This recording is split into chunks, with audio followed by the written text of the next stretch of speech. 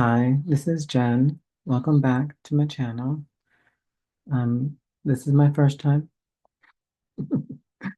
This is my first time trying to record a video using a video platform. I'm using Zoom. I don't know if it matters. So I don't know how it's going to come out. I do think I can control the imaging a little bit better because I'm going to do a share screen today in this video. This is going to be my first ever reaction video. So I am not trying to be a social media influencer or whatever, okay, or a content creator, okay. I'm just making what see as like public service type videos, videos that might be helpful to somebody out there. I know when I was before I first started transitioning, I watched a lot of videos by people, just normal people talking about their experiences, and not the big influencer types, but just normal people. And those were so helpful to me. I really appreciated those videos. Really gave me a real personal insight into what someone else's experience was like. So I'm trying to do that. I'm trying to give back, and because I know that it was really helpful to me.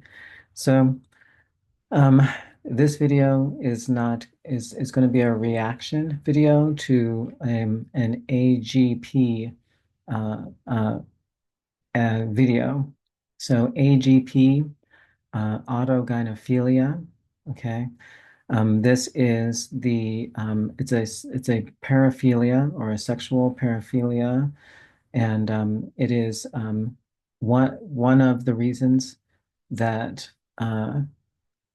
purportedly one of the reasons that men transition um, to be or present as women.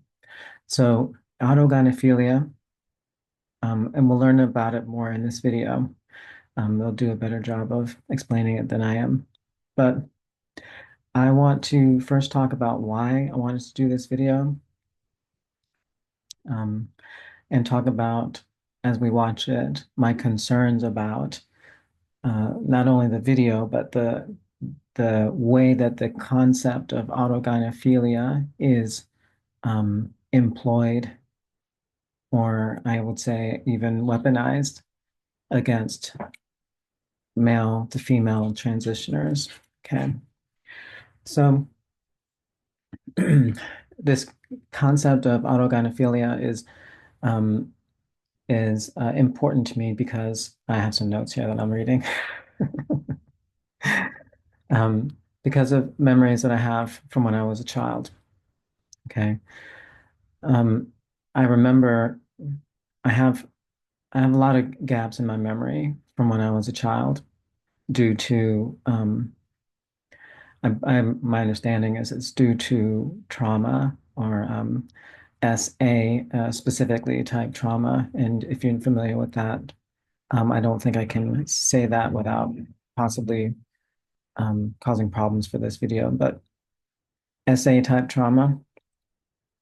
Okay, so I did experience that at very young, very, very young.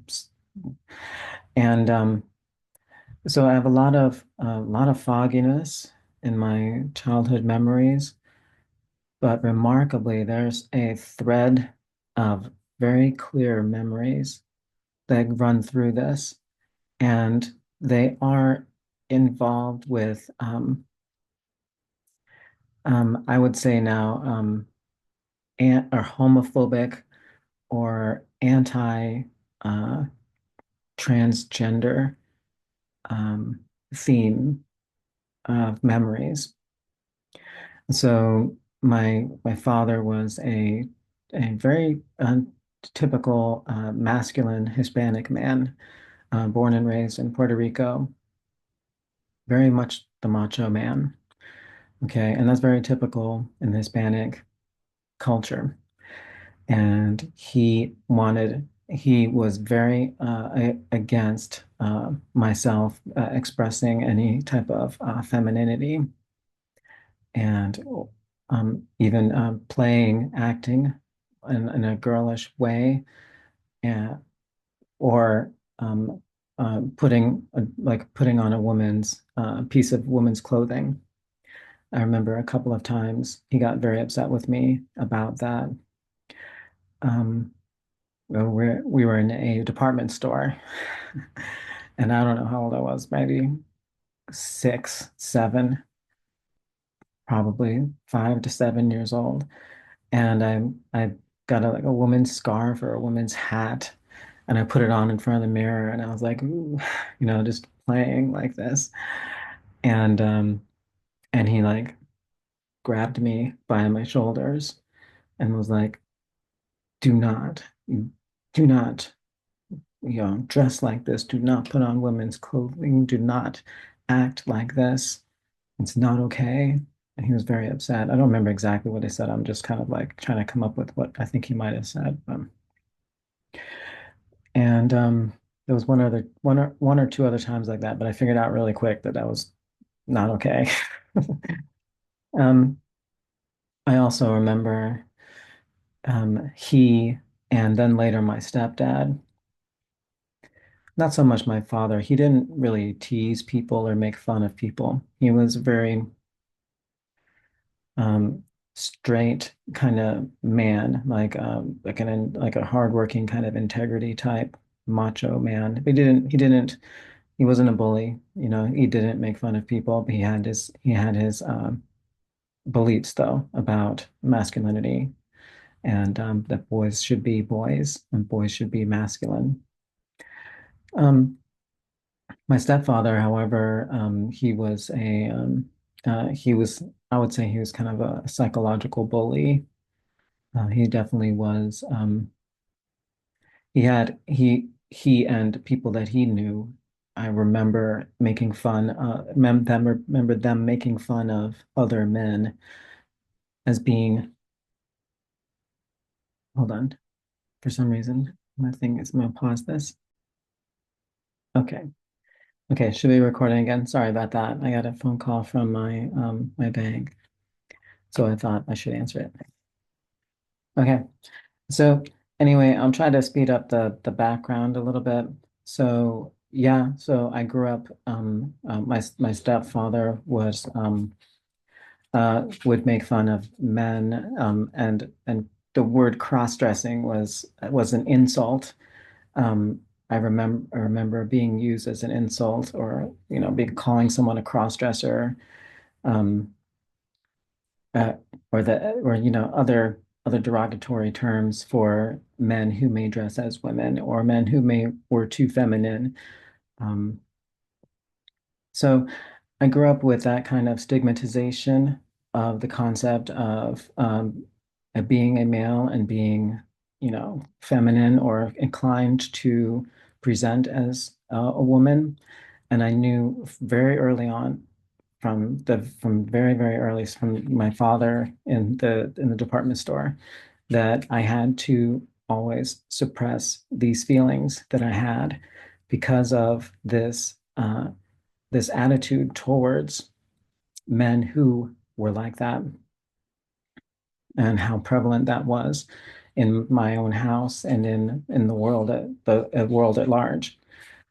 Um, and I think that a couple of movies were really seared into my mind when I was young, like Silence of the Lambs, of course, with Buffalo Bill, and how he was depicted as this very creepy and evil person who would, yeah, you've probably seen the movie, you probably know what I'm talking about. And also The Crying Game, if you remember that movie, if you're aware of it. In that movie, there's a trans woman. I haven't seen it in a long time, so I'm describing her now as a trans woman, and I'm looking back. I'm pretty sure that's how I would describe her if I watched it again. That was a singer in a club, And this guy fell really attracted to her, didn't know that she was trans, and so didn't know that she was, in our current day, we would call pre-op. And so he goes to hook up with her, pursues her, and then goes to hook up with her. And then the big reveal in the movie is that she has a penis. And he like throws up, and it's like this big shock, and it's like gasp, like the entire theater is like, oh my gosh, this, you know, has a penis. Um, and so the throwing up part and the abhorrent and disgusting repulsion against that was seared into my mind.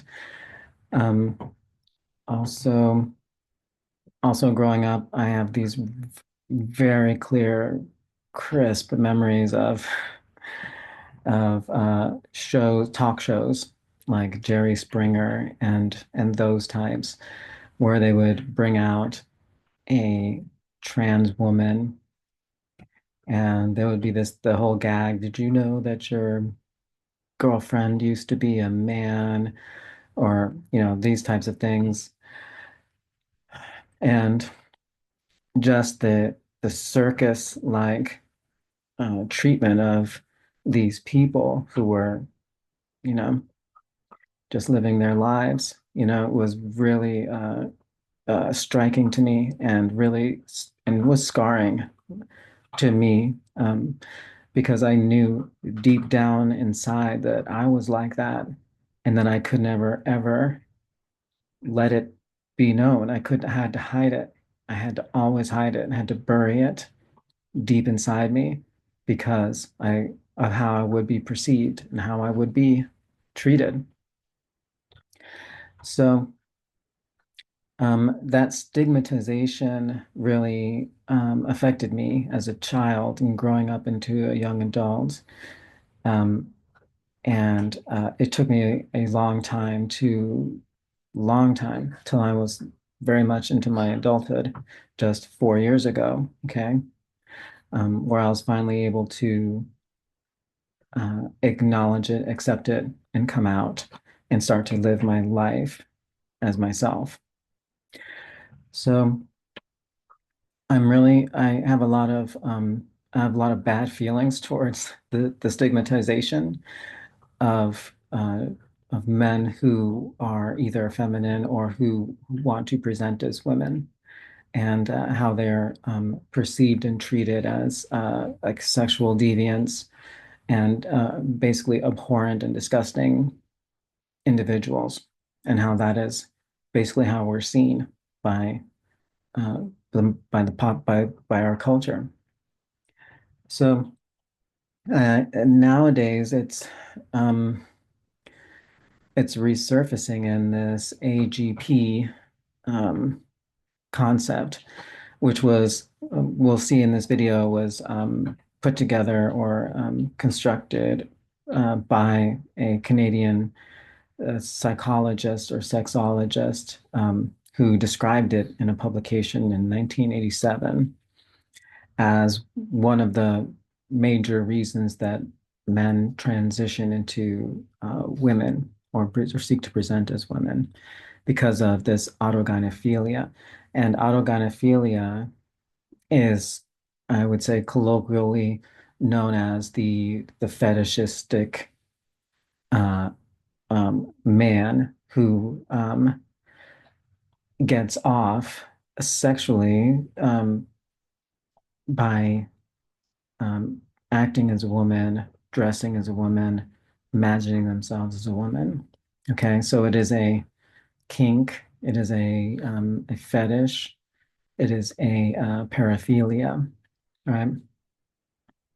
So nowadays, okay, thank you, Blanchard, for your work. And I'm not saying that it's not correct. I'm not saying that it doesn't exist. Okay, I accept that it does. My issue is that it is weaponized now against us, to um, label us as this and to look past any other possible explanations as to why we are the way that we are.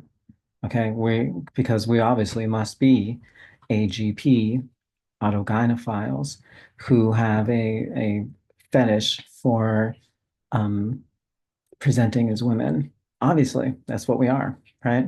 There's no other explanation. Okay. That's what is really upsetting to me is that those same tropes that scarred me as a child are coming back and being used against people like me now under a new name. Okay. No, it's not just cross-dresser or transvestite is what they used to be called. Now we have a medicalized kind of official term and not a diagnosis, but a description of it that can be give it some type of legitimacy so that people can continue to or renew their disgust of us, okay, in a legitimate fashion. So they legitimize their disgust for us. Okay, that's how I perceive it. So for this thing that kept me in the closet, my own personal shame and self-loathing, now it is formalized, legitimized, and weaponized against me and people like me. So it's really upsetting to me. I have a personal thing against it. Again, I'm not saying that it doesn't exist. You know, I'm not saying there are not people out there that have this. That's fine. Okay. What I'm saying is that it is weaponized and I also believe it's an oversimplification of the male to female transition psychology.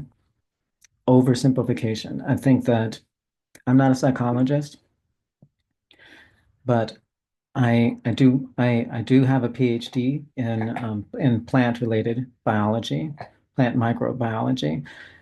So I have some skills in analytical thinking, okay, which is what I'm trying to say. Um, Critical thinking, okay. I don't think of myself as like the smartest person, okay, I'm okay, you know. And to put the majority of male to female transitioners into this AGP category is to me is such an oversimplification. The human mind is so complex and so dynamic to think that you can take a few signs or symptoms and then just start labeling people, then that to me is like, how could you do that? I used to be a scientist, now I'm a teacher, but I used to do scientific research. And to have that simplistic of a perspective is just absurd to me. And to do it on such a level where people are really stigmatized and can be end up being treated very poorly because of this stigmatization and with such an oversimplification behind it is just it's just crazy to me that people would do this and think that they have rationale for it. So, all right. Anyway, so let's get to this video. Okay. I'm going to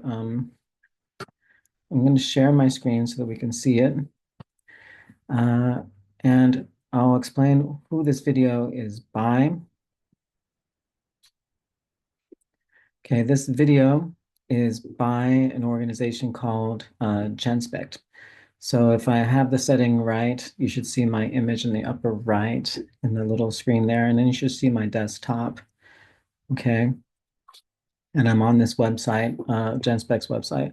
Now I like a lot of stuff about Genspect. Genspect is an organization. It's actually I think it's a conglomerate of multiple organizations that work together to promote what they call a healthy approach to sex and gender. And I don't have any problem with that. I think, and essentially, that is good. And I especially like the gender or wider lens folks the two women that run that. I really love them. They do have done such a good job. I've watched so many of their videos. Okay. Stella O'Malley and Sasha Ayad, and they're wonderful. They do wonderful interviews, really good, just in-depth analyses and research that they do. It's just great. Um, some of the stuff, though, I think is a little far, a little to the right, and there's some animosity in it, and there's often the AGP just bubbles up, and the animosity and the stigmatization of men who are transitioners, okay, bubbles up now and then. And so that's what we're going to look at here in this video is one of those cases. They do hold a conference every year, which I would love to go to. I'm actually thinking maybe this year I could possibly pull off this one in September, but I kind of doubt it. It's in New Mexico, and I would just love to go and meet Stella O'Malley and Sasha Ayad. I would love to go there and see them and meet them. And I would be interested to see if how I would be received, because I think of myself as like pretty like a center of the road trans person. Like I'm really concerned about childhood transition. I'm very empathetic towards detransitioners, so um, I don't think trans women should be playing in women's sports. Like, so I'm wondering, like, with my mindset and my, kind of somewhat center left, I would guess or say, perspective on trans issues. I wonder how I would be taken there. Just curious, um, to see how they would react to me. So let's check out this video. All right. So I will admit I've already watched it once, and that's kind of why I'm so worked up right now. It's really upsetting. So um, let's check it out. This is by one of their people. I don't know what his name is. His handle is Become the Signal. Become the Signal is his handle. And he's put together like I think three or four of these short introductory videos about transgender issues. Okay, and got this one up, autogynephelia explained, about in September of last year. So I don't know, don't remember December. I know it's in April. It's about 7 months ago. Chapstick.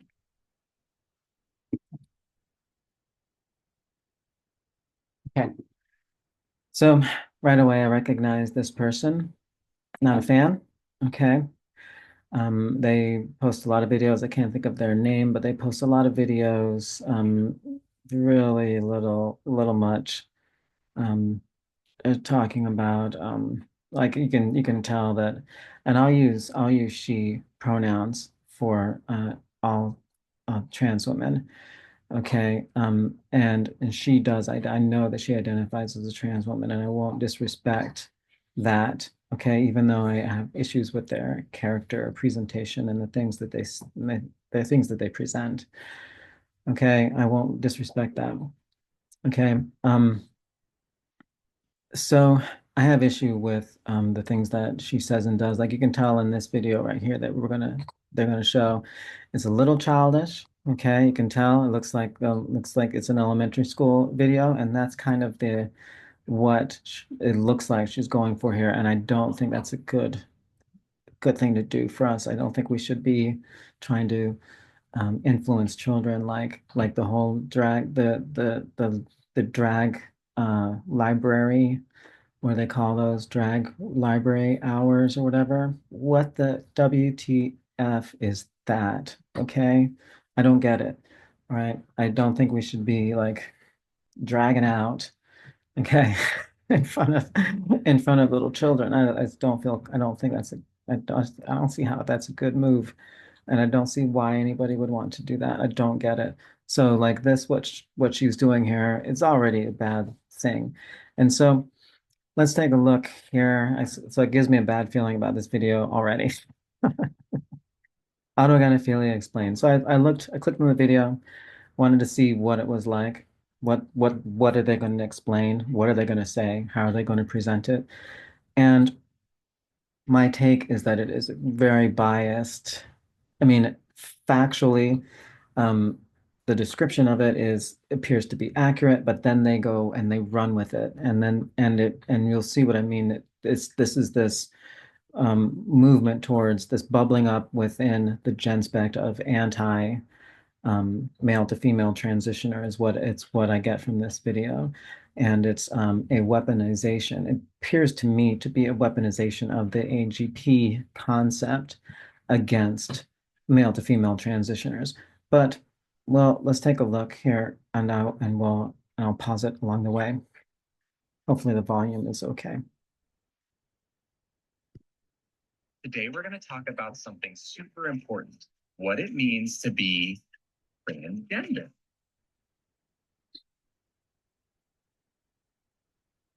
AGP, or autogynephilia, is not well known by the public, even though it's a crucial component to understand Okay. why some men want to medically transition public. This is the person who does these intro videos. I think he does like 4 of them. Travis Brown, content producer for Genspect. He seems pretty normal looking person. I would say he's handsome. Right, let's go. So it's a crucial component to understand why some men want to medically transition. Okay. Let's check out this person. Okay. And so they're going to do this throughout. They're going to pick out the, and I'm not being offensive. Don't mean to be offensive here. Okay. I don't mean to be like critical and judgmental, but they're going to pick out the people that are very the trans women or male to female transitioners that are very poorly passing in a stage where they're very poorly passing. Okay. Like look at this person with the 5 o'clock shadow, very thick 5 o'clock shadow, hair on the chest. Okay. This is, I don't know that this is a trans woman. Okay. This could be somebody, a lot of people say that they are non-binary and they have the 5 o'clock shadow, and they like to do the mixed presentation. So this could be one of those people. I don't know, but what they're what he's suggesting in this video is that this is someone who is AGP, and they're not providing any evidence of that. Okay, all it is says is Jacob Tobiah, maybe, which is a male name, Sissy, a coming of gender story. So I don't know. I've not seen that video, that interview. Okay. But what this person is doing, what our presenter is doing, is using this as an example of a AGP person. And so possibly a male to female transgender person. Okay. But we don't know that that's true. And I'm kind of really suspect that it is. And so it is a very poor representation of a subject of the issue that's being addressed here. Sorry, I'm going to back up a second here because I wanted to point out this. All right, notice how it says here, not all clips in this film feature individuals who are AGP. Not all clips in this film feature individuals who are AGP. I would say that they have no idea who in this video is AGP.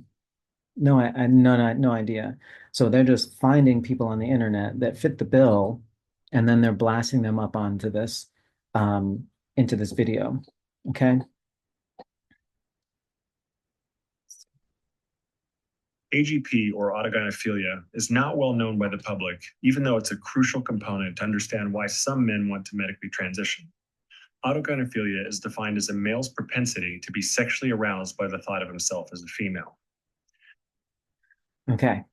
Sexually aroused at the thought of himself as a female. Okay. Again, saying Disclaimer at the beginning, not all the people in this video are AGP.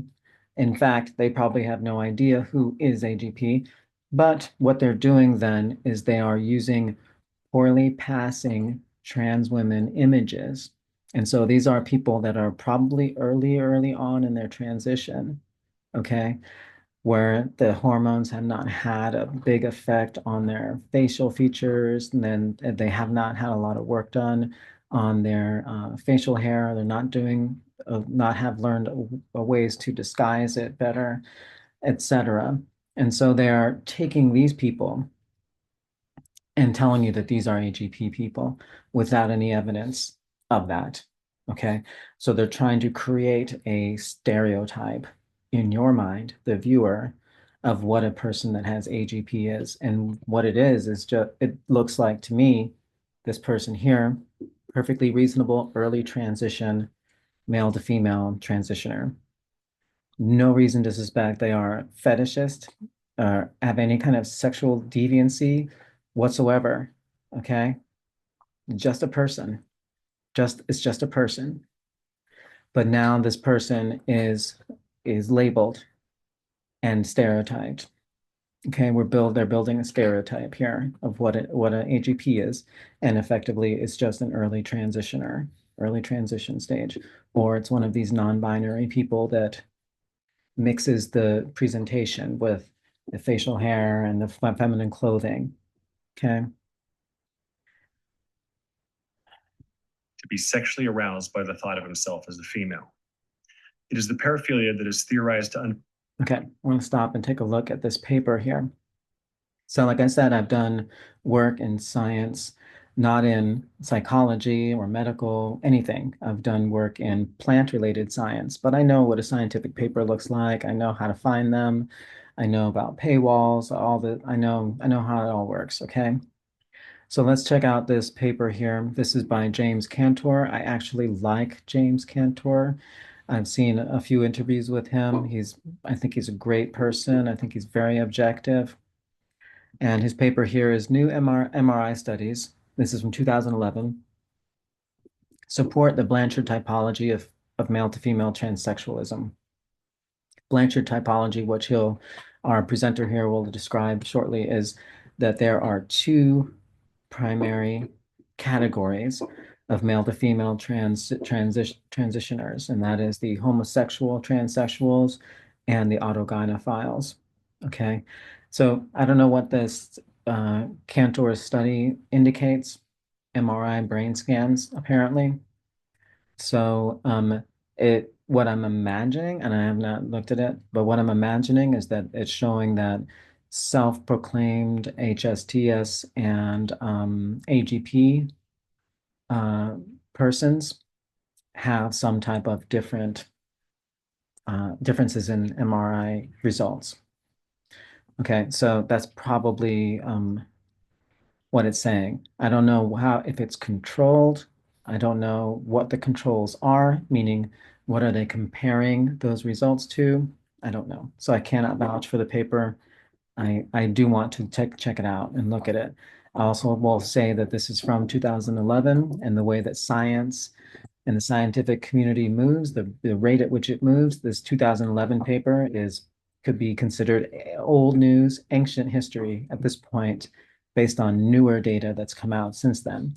So you can't just look at a 2011 paper and think it is gospel today. Okay, there could be 5 papers out there that refute it that have come out since then. You don't know. Just because this one person published it in 2011 doesn't mean this data and this interpretation still stands today. Does not mean that. Okay. Again, I really like James Cantor. I think he's amazing. So I'm not at all questioning the validity of the paper. Okay. I'm just saying that it could be that since 2011, other research has been done, possibly, that refutes it. That's all. Okay. All right, let's keep going. transvestitism and some forms of male to female medical transition. Let me just, sorry. It's going to, I totally messed that up. Okay. Let me try to get back to where we were here.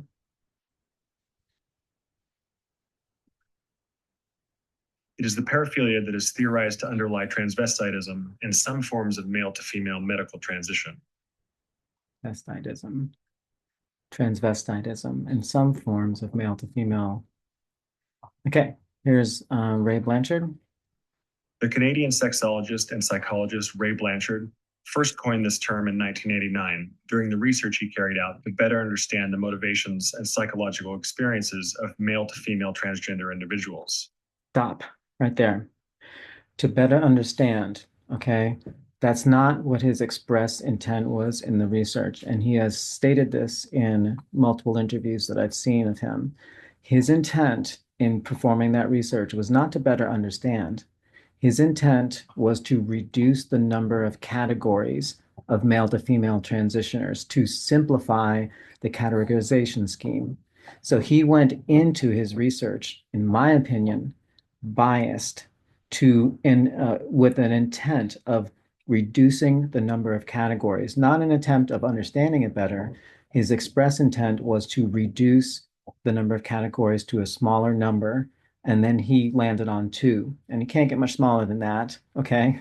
Because it's probably not just one. And so he got it all the way down to two. Congratulations, Ray Blanchard. Good job. Okay. But when you go into a research study with an express intent like that, you're biased.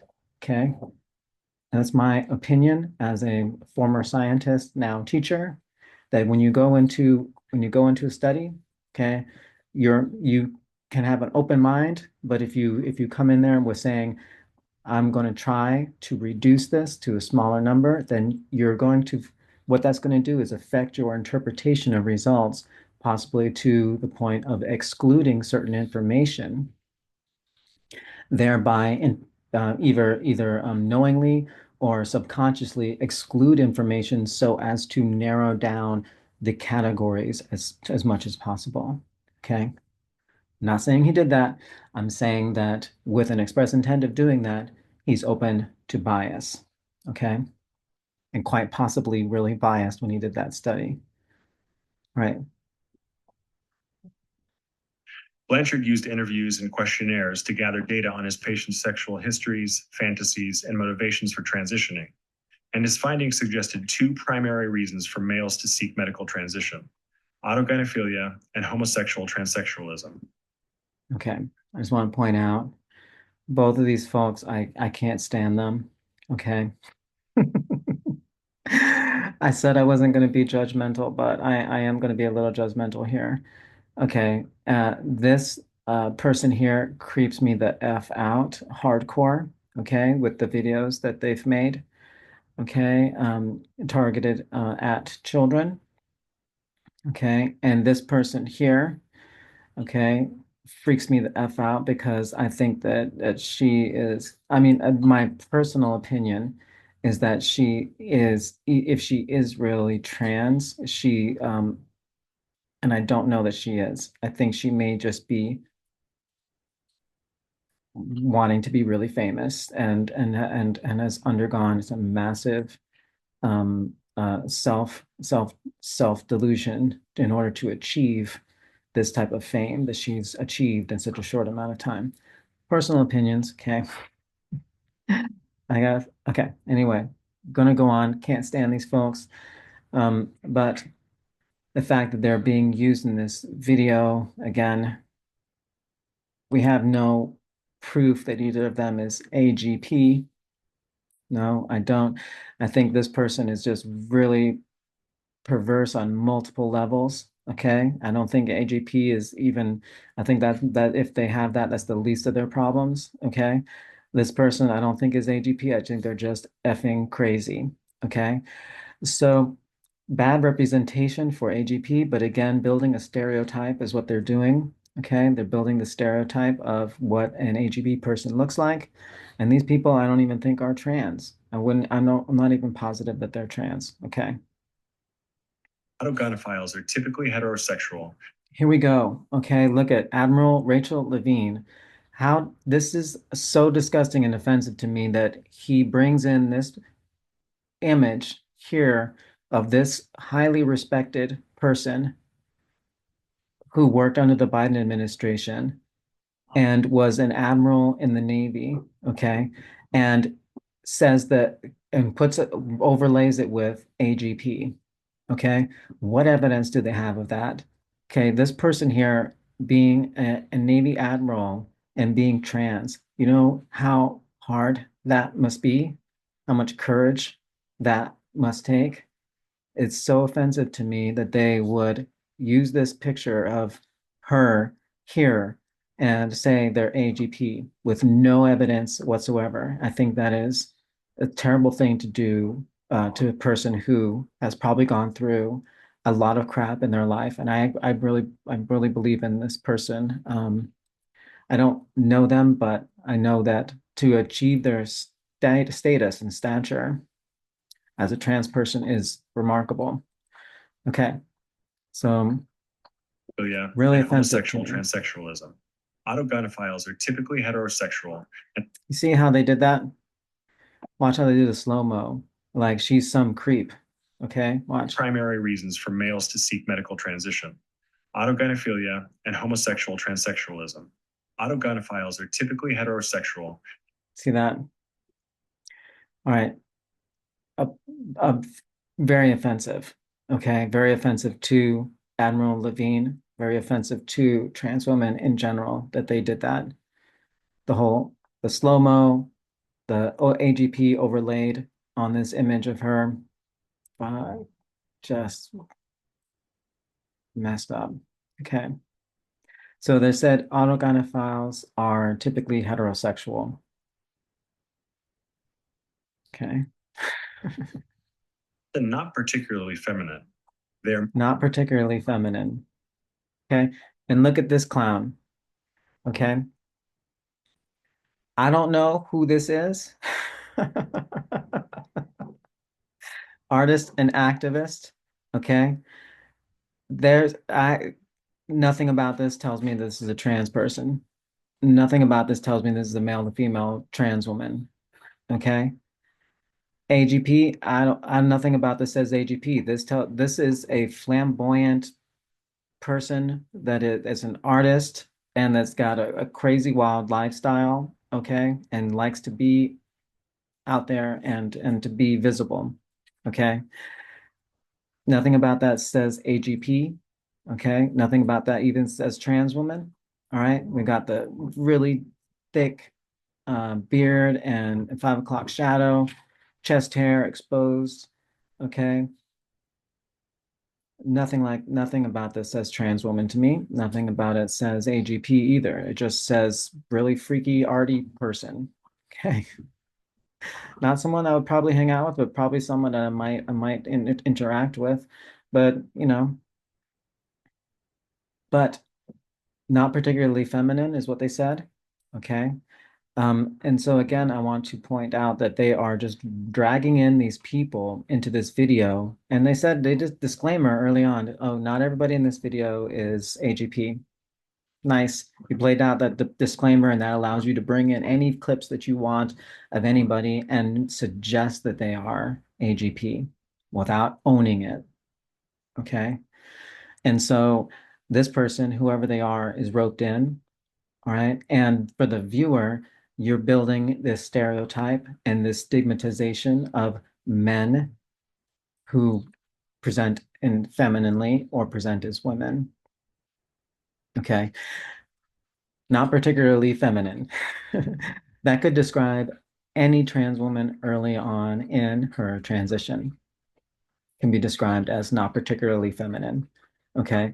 There's going to be facial hair, there's going to be, rigid structural kind of stuff going on before you have good fat distribution. There's going to be a real super narrow frame. Okay. Wide shoulders, like maybe you have short hair, maybe you haven't grown it out.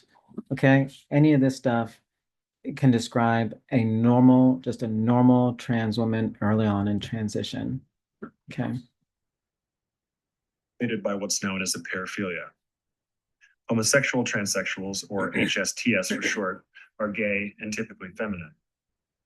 Okay. So this is the other side, HSTS, gay and typically feminine. Okay. Okay.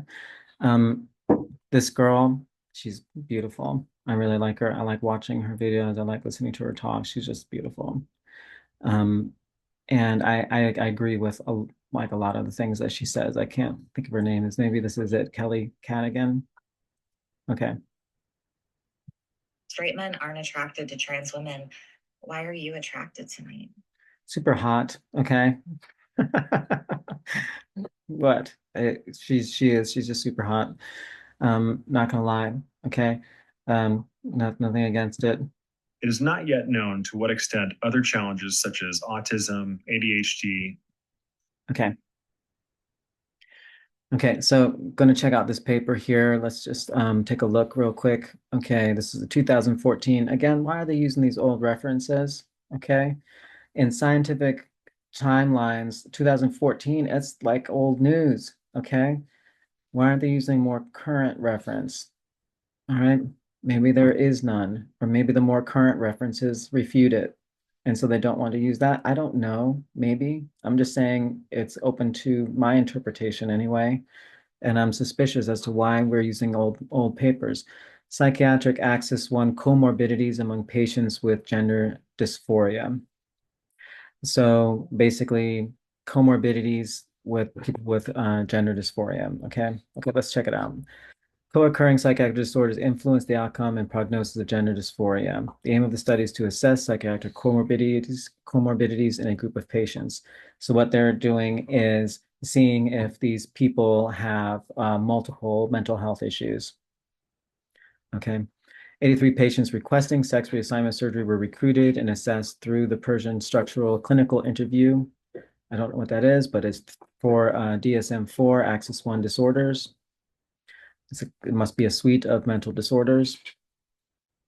57 or 62% had at least one psychiatric comorbidity. Major depressive disorder, specific phobia, and adjustment disorder were the three most prevalent disorders. Big effing deal. Big effing deal. I don't even know the details of those disorders, but that to me sounds like, okay, yeah, no crap. If this person is um, suppressing their gender expression, or if they're not living the life they want to live and they want to have a surgery, yeah, they're going to have major depressive disorder. They're going to be super depressed. They want out of that body. Okay. Specific phobia. I don't know what the crap that could be referring to, but 20%, that sounds like a lot. Maybe they've got, I don't know what they're afraid of. Okay. Spiders. Okay. The dark. So what? Okay. And adjustment disorder. Okay. Yeah. So they probably have also maybe even PTSD, but that's not listed. Major depressive disorder, adjustment disorder. Yeah. Because they're not living the life they want to be living. So they're going to have all these issues. No crap. Why is this even a surprise? Okay. Why is that surprising? It shouldn't be. Okay. You've got a serious issue of gender dysphoria. You want to be in a different body. You don't like your body. You don't like the way that you exist in the world. Yeah, you're gonna be depressed. You're gonna have difficulty adjusting to new environments. Okay. And maybe you're afraid of the dark. I don't know. Like, so what? Okay. Why they make a big deal like that? It's like there's another one that they often cite that male to fe or female to male transitioners often have eating disorders. Okay.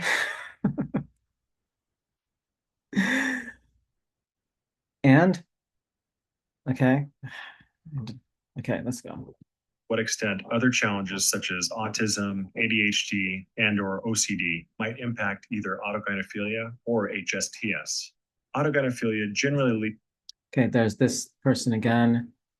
Okay, obnoxious person. Okay, I think they're just a bad representative of the trans community. Okay. I'm like I'm not going to judge whether or not they're actually trans. I just think they're obnoxious. Okay.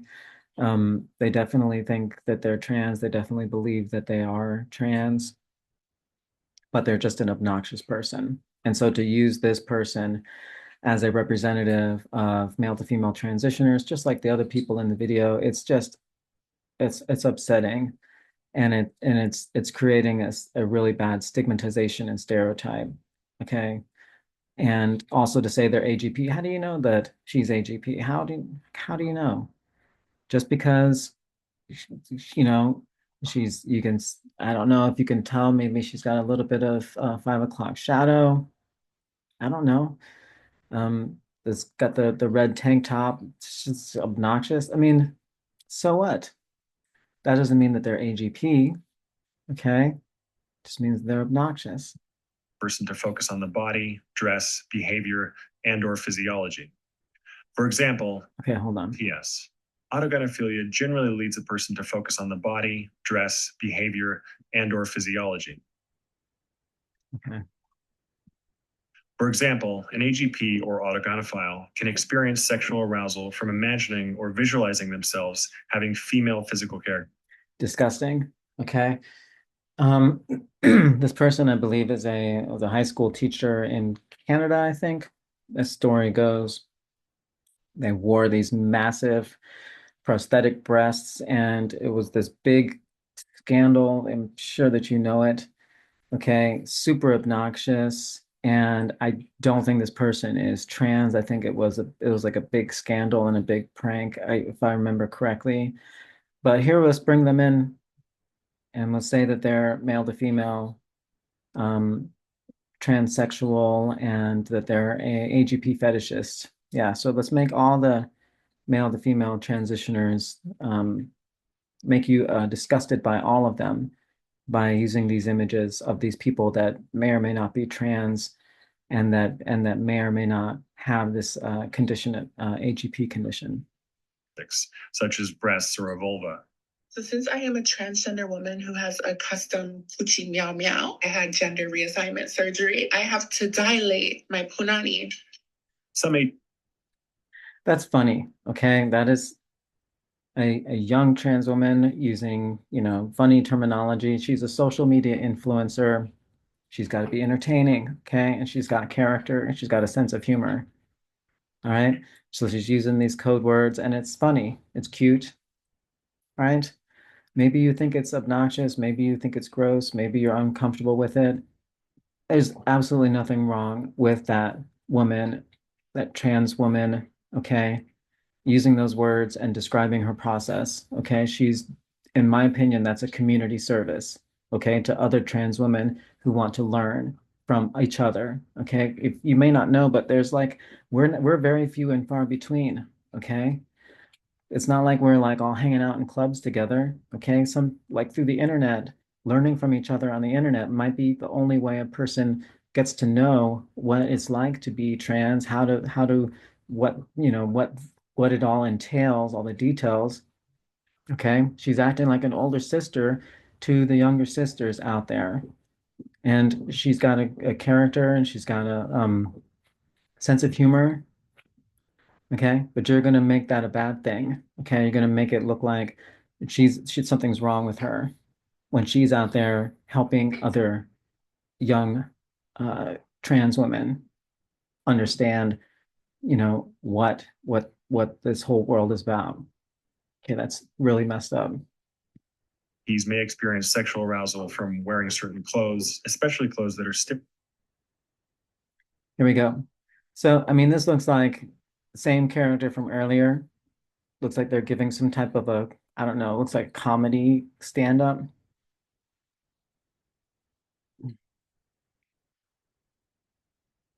Okay. Typically associated with women. Other AGPs may experience. No, they were professing, it looks like they were professing their expressing themselves and their desire and right to dress the way they want to dress. Okay, that's what that looked like they were doing. Sexual arousal from certain behavior that could be stereotypically associated with women, such as putting on makeup. How do you know that they're receiving sexual arousal from this? Yet again, another social media influencer hopeful here who's just doing a makeup thing. She's super cute, okay? And maybe she's learning how to do makeup, practicing makeup, or she's doing a demonstration on how to do makeup. That's great, okay? She's helping other trans women who want to learn how to do that. Okay? Oh my God, what's wrong with that? And why in the world do you say that she's getting some kind of sexual arousal from this? Why? What makes you think that? She's doing makeup, okay? And it's a great thing, okay? such as putting on makeup or shopping or Okay. So this looks like another person that's early in their transition. It's probably a wig, okay? And unfortunately, a lot of us have to wear wigs. We have, male pattern baldness that affects us. We have genetic issues. Like, my God, this looks pretty normal to me. Okay. She got the leggings on. Looks like, I don't know if that's cat whiskers or something on there. I don't know. Cat scratches. Okay. That might be a little bit risque. I don't know what else she's got going on there, but looks pretty reasonable. Okay. And she's doing a clothing haul try on video. All right. Notice how like buttoned up she is. Okay.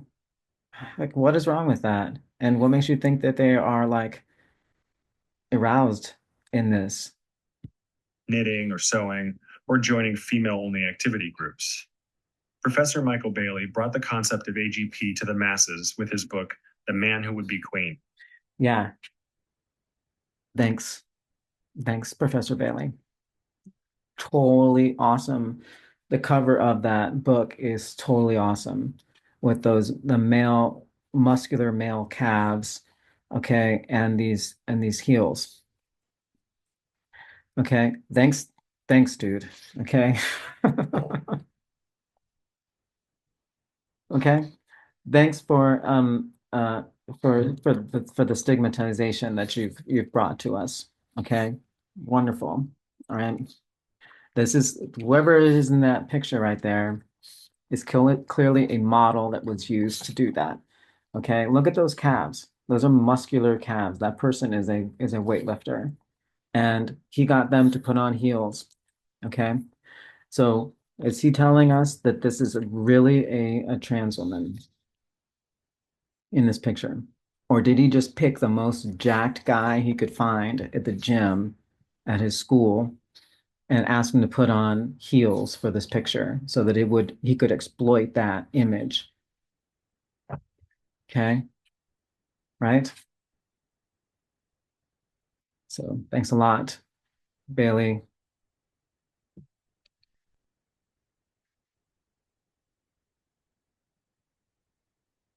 Effed up. Okay. Published in 2003. Trans activists attacked Bailey for his book, targeted his children, and accused him of pedophilia and of being a Nazi. Okay. That's that's not the way to handle it. Okay. If that is what really happened, that's not the way to handle it. Okay, and I have seen that in the activist language is they use the word Nazi. They use all that really extreme terminology. Okay, folks, that's not the way to handle it. Okay, that's really bad. You make us look really unintelligent and really just like a bunch of idiots. You're not helping the cause when you call people Nazis for no reason, just because you don't agree with them, okay? Or call them pedophiles for no reason, okay?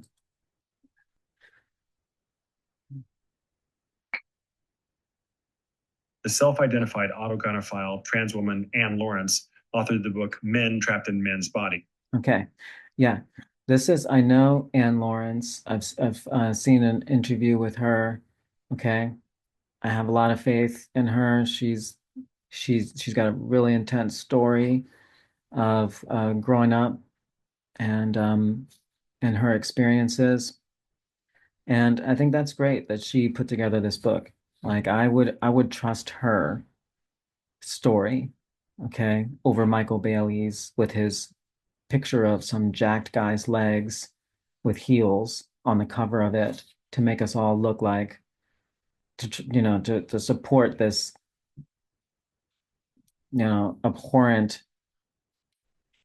juxtaposition of male and femaleness that they do like that. Men trapped in man's bodies. Totally neutral cover here. Okay. It may be trans colors. I don't know, pink and blue. All right. But I think that's probably a good book. It's probably really good biographically, probably really good analysis. But I bet you one thing, I bet she doesn't say that all male to female transitioners have this, or that they're all disgusting, or that they all should be stigmatized and looked down upon, and that they're all gross. I bet she doesn't do that. I mean, look at her. She's amazing. She's beautiful at that age. She's killing it. Okay. In 2013 and offered many accounts of trans women with autogynephelia. AGP is noted in two different places in the DSM-5, or the Diagnostic and Statistical Manual of Mental Disorders. Under paraphilias, AGP is named as a potential and common part of transvestic disorder, which is described as a transvestic fetish. Under gender dysphoria, AGP is mentioned as one of several developmental pathways.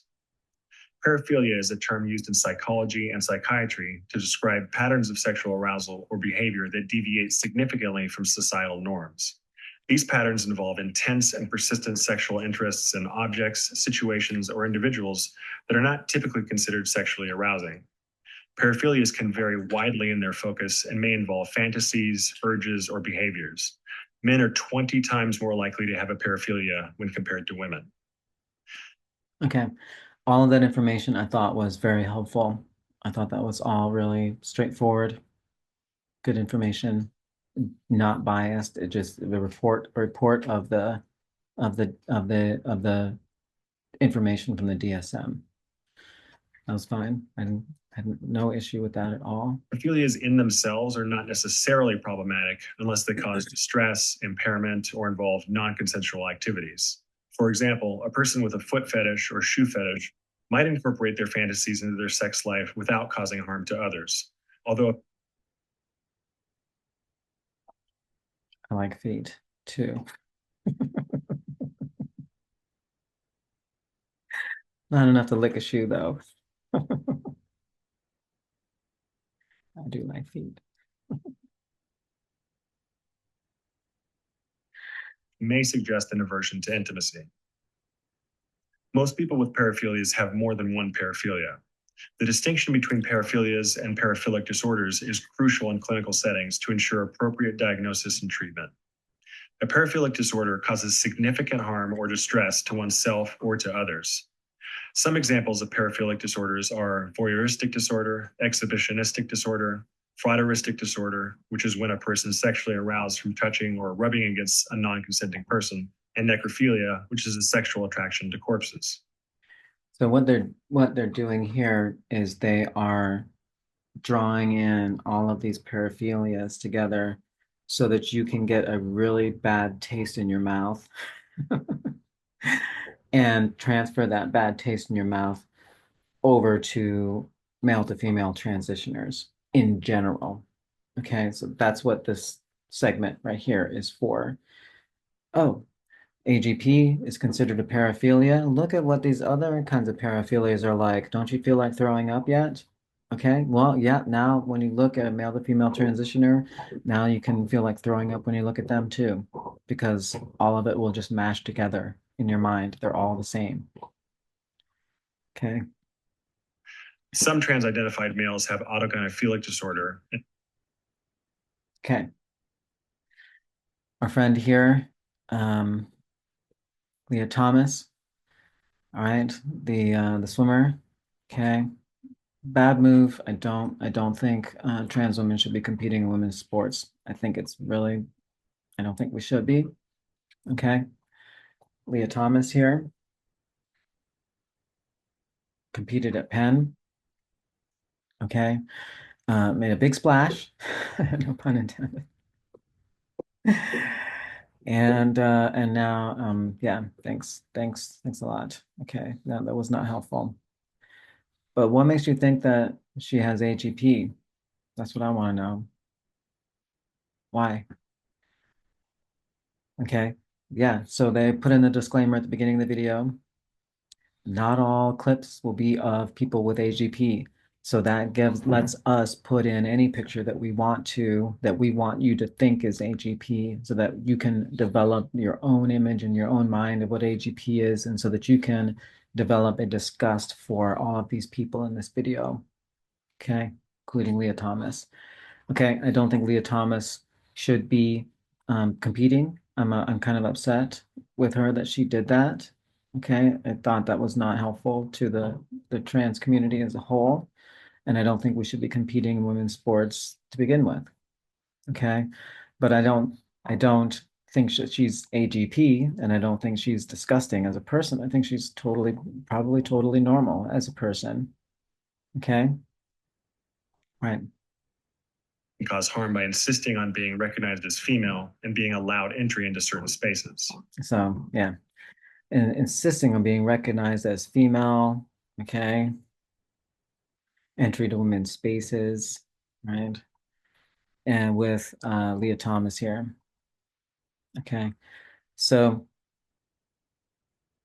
thanks. Okay, I just think that it's the overlay is not accurate, okay, in terms of what that Leah Thomas is AGP. It's not no These evidence of that. AGPs feel the need to be recognized as women. So you hear that, see these AGPs showing these videos, okay? Maintain the fantasy that they are actually female. Like this idea that like, oh, you're not a biological woman. Well, I am a woman. That's a fact. I am female. So all my identity records, my racing license, my medical records all say female, right? And I'm pretty sure I made a biological stuff. So I'm a biological female as well. Okay, that's all just wordplay, and like I think that people just need to think themselves out of this whole thing of like trans women are women. Okay, we're not. We're trans women. Okay, and we need to own that and be proud of that. Okay, we have a very different experience than biological women. Okay, and that's fine. Like we have rough road. We should be proud of what we have gone through to be who we are. We are trans women, okay? And I'm proud of that. I'm proud that I'm a trans woman. Okay. I don't need to be seen as a woman or a biological woman. I'm not going to convince myself I'm a biological woman. I know that I'm a trans woman. I was a male. Still am male. I used to present as a man and try to live as a man, and now I don't anymore. Now I have moved on. I am presenting now as female. I think I'm doing a pretty good job of it. I mean, maybe not at the moment, but I'm passing a lot more. Okay. And it's not easy. Okay. It's not easy. And it's not easy to go out there and face the world with knowing that there is stigmatization out there and that there is prejudice out there against us, and that there is these feelings like this that these people are generating and creating here. It takes courage to be us and to go out and live this life. And we should be proud that we are who we are. So no, trans women are not women. Okay, trans women are trans women, and we should be proud of it. So this person here should, I really think we just need to think our way out of that and learn to love ourselves as who and what we are. And then they got this trans woman here. Okay, making a big assumption there. This could just be a biological woman. I mean, they have some, thicker arms. Okay. This, I can't tell if that's a wig. Might be. Can't tell. Okay, it does kind of look like a wig a little bit. So who cares? I don't care. All right, let me back it up a little bit.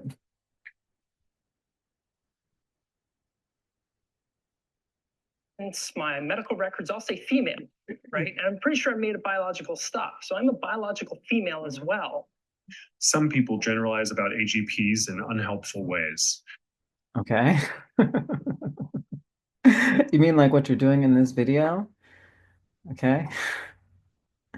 Again, no indication this person has AGP, but they're giving us a good refresher on what they want us to think an AGP person looks like. Many autogynephilic men don't actually intrude into women's spaces or Okay. Yeah. Okay. That's fine. Anne Lawrence again, another 2011 paper. Okay. Get in the current decade, please. Right. But that's Anne Lawrence, so it's probably a really good paper. inappropriately, while others do. For example, some AGPs may seek to breastfeed. Okay. These people are got all their own issues. Okay. If they are AGP, that's probably the least of their problems.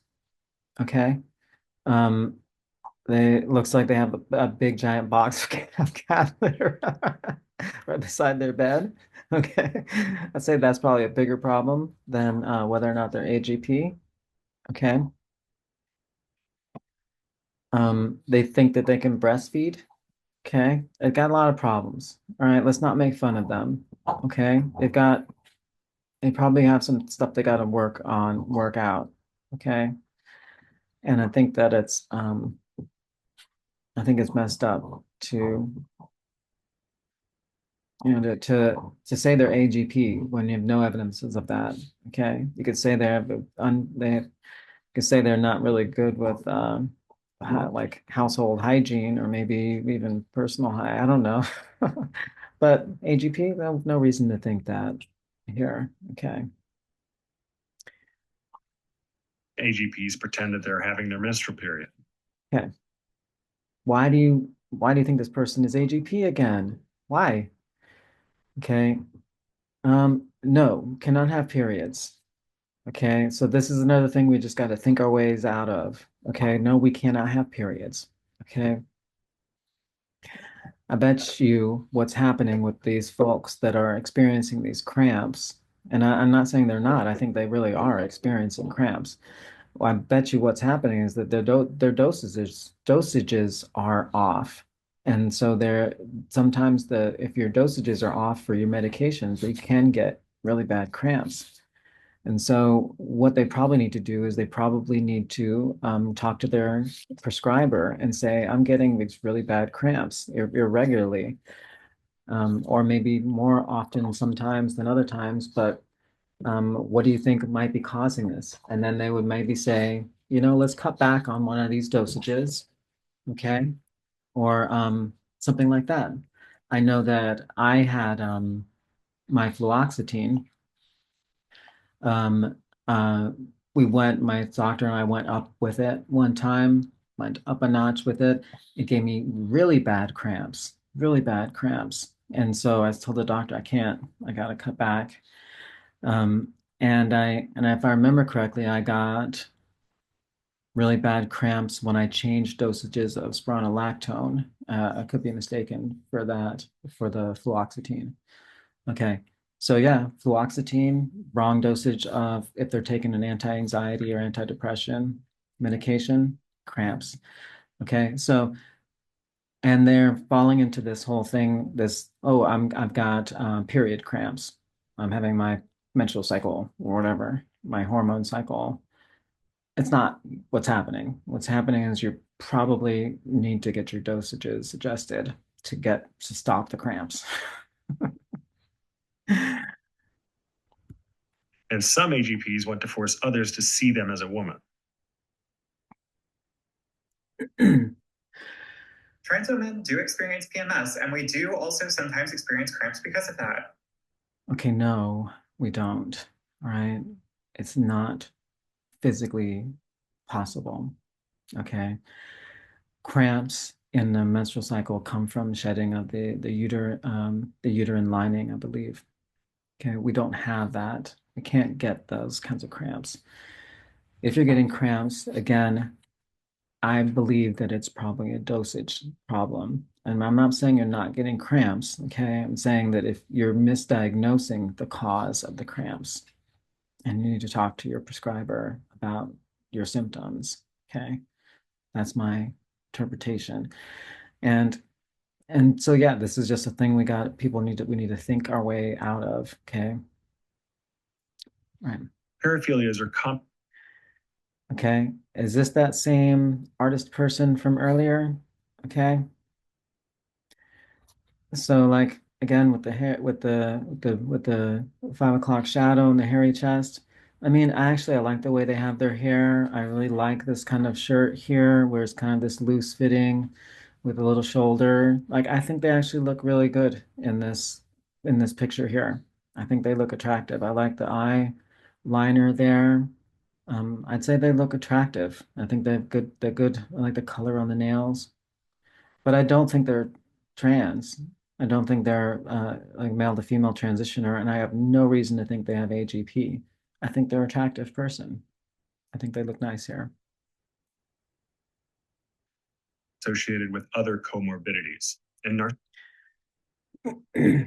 Shame and narcissistic rage and autogynephilic transsexualism. Okay, and Lawrence again, 2008. So I think, it's good for her to rewriting this stuff. I think she's probably doing a really good job, and I think that's great. No, I will not knock Anne Lawrence. I have a lot of respect for her. I've heard a couple of her interviews. I think she's great. Narcissism and aggression are sometimes associated with AGP. I feel beautiful a lot. Like, I'm really pretty. And I know it. Not Okay, that's just silly. Okay, and it's a little goofy and silly, and I'm not. And again, no reason to think that they are trans or AGP. AGPs want genital surgery. Some choose to keep their penis and use Viagra to combat the impact of estrogen. And I know it. Not all AGPs want genital surgery. Some choose to keep their penis and use Viagra to combat. Okay, so a room full of trans women and trans women hopefuls. Okay, but he's given us a good diversity of trans women to label as AGP. So wide swath of trans women at different stages of transition. Okay, some with wigs, many with wigs, probably. Okay, and um, but yeah, you should think of these people as all AGP. Okay, all of them, because that's what they want us to think. And with this wide variety, now it's hard not to see an early transitioner, a male to female early transitioner, as anything but AGP, if you believe that. Okay, she's super cute.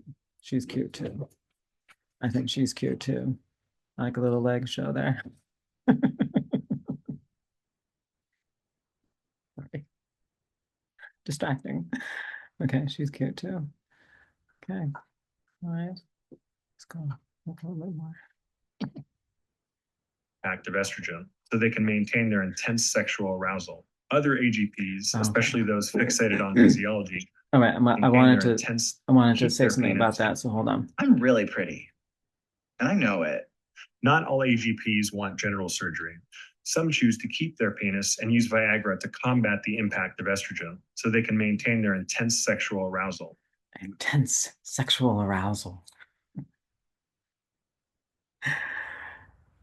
The way that he said that is just so gross, like they're going to take Viagra to combat the estrogen to maintain their intense sexual arousal.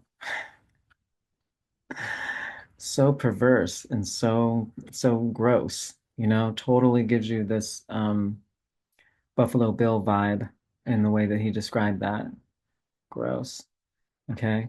But I tell you what though, like from my personal experience, like I don't think it's safe to take Viagra if you're on hormone replacement therapy and if you've been on it for a while, because you get the your unit there um like gets smaller, okay? And it can be painful when it's too full, if you know what I'm saying. I'm trying to be careful with how I describe it. But when if you get like aroused, it can be painful. And I think that if you were to take Viagra in that condition, that might actually be really painful. And I wouldn't want to risk combining Viagra with estrogen because you're already susceptible to like things like blood clots and stroke. And I don't know how if those play well together. I really don't. But I would be a little skeptical of doing that. And I think that it would actually be painful. I think for me, I wouldn't want to do that. I think it would be really painful for me to take that. So I don't know how legit that is.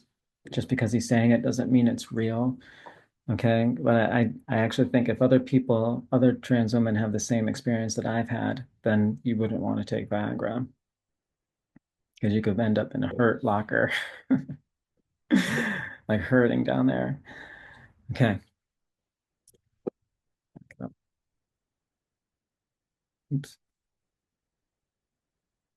To combat the impact of estrogen so they can maintain their intense sexual arousal. Other AGPs, especially those fixated on physiology, will choose genital surgery.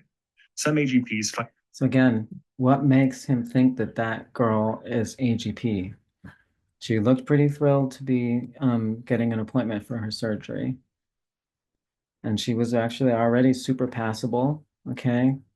What makes you think that that's AGP? He doesn't, and it doesn't matter. He's just trying to make a show of us.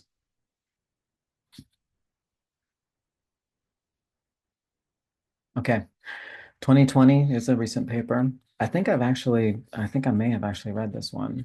Um, Sexual desire changes in transgender individuals upon initiation of hormone treatment results from longitudinal European network for investigation of gender incongruence. Okay. I actually like that term, gender incongruence. I think it is better than gender dysphoria. Hi, Nadine. I can't remember if I read that paper or not, but I know it sounds familiar, and I know I looked into this. And if I remember correctly, I could be mistaken, but their finding was that like a third of the people that underwent HRT had a change in their sexual attraction. So like if they were initially interested in women, they may become inclined towards men. Like a third of them stayed the same, a third of them changed. And what happened to the other third? Can't remember. Maybe getting that mistaken. So anyway, not sure what the point of including that was. I do have a hypothesis about that though. So I think that, yeah, I think that changing these hormones can have a major effect on your brain. It affects your like for me, I know that it has eased my depression and anxiety a lot. It has helped me to feel good, like genuinely feel good and feel happy and feel excited, emotions that I have not felt very often in my entire life. Okay. Also helps me to feel sad and to cry. So I have much more access to my emotions than I used to have. Good emotions, negative emotions, bad emotions, anger, all of it. I can feel more. And that is really, really good. My life is much richer and um, um, much more colorful than it used to be. And I think that when you go through change like this, I think that yeah, it makes sense that you might unearth something inside you, an attraction towards the same sex, maybe that you didn't know that you had, or maybe that you were suppressing. Okay. I think that's totally reasonable that that might happen.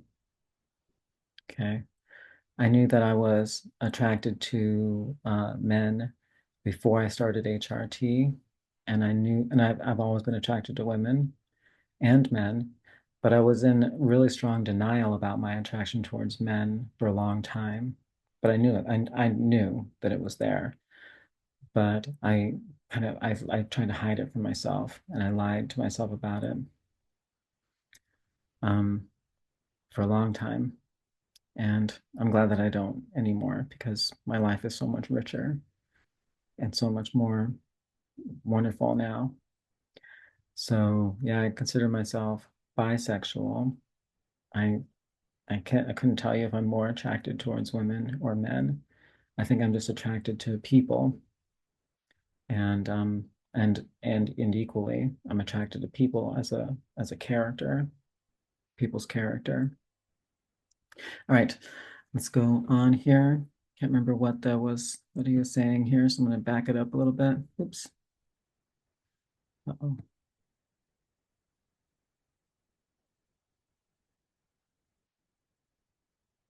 Especially those fixated on physiology, will choose genital surgery. Some AGPs find that their sex drive is significantly reduced by hormone treatment and genital surgery. However, other AGPs retain their paraphilia or paraphilic disorder without these medical treatments. You, this person, As it's rooted in their mind, not their physiology. Recently, the number of people seeking medical transition has been significantly increased as a consequence of rapid onset gender dysphoria, or ROGD, which is a socially mediated phenomenon that typically arises among young people who spend extended periods of time online. Some ROGD youth are gay, lesbian, or bisexual, but reject their sexuality in favor of a trans identity. Usually, these young people are challenged by other conditions such as autism, ADHD, eating disorders, depression, anxiety, and/or OCD. Some are yeah, so the comorbidities thing, I think that's, but in teens, I think it's a whole different ball of wax than in adults. Like I don't understand. I think the complexities of what's going on in a teenager's mind are just so intense. I think that it I can't endeavor to understand what's going on in a teenager's mind. I know, you know, like, so anyway, I work with and have worked with teenagers for some time, and I don't think they know what's going on in their mind half the time. Okay. Here we go, another trans woman saying that they get periods. Okay, no, you don't get periods. Okay. Right. I probably just ate something bad. Probably had some, I don't know, some curry or beans or something the other night and it's still kind of haunting you. Maybe you're a little constipated. It's not a period. Okay. ADHD, eating disorders, depression, anxiety, and/or OCD. Some ROGD youth, and we don't know how many, may end up with AGP traits, especially if they're groomed online or impacted by trans porn. As always, with all aspects of trans identity, this is a complex phenomenon that requires a good deal more research and understanding. For more information, visit genspect.org. Thanks for watching. No problem. Okay. Let me try to get out of this share. Hi, it's Jen again. Had a technical snafu there and had to wait a bit until I could resolve it before finishing the video. So, all right. Anyway, thank you so much for watching. I appreciate it, and I hope that you will like, comment, and subscribe. And maybe I will do another comment video in the future. I think I might. I do have some things to say about some trans related things. So I might do some more videos like that, especially if people comment on them. I do really enjoy like chatting on the in the comments section. So if you write, I'll write you back, um, and it's just nice to interact with people on this platform here. Okay, I will get this up, loaded up, and so please please come back for more. Okay, I will post more soon, And I hope that you have a good day. Okay, goodbye now.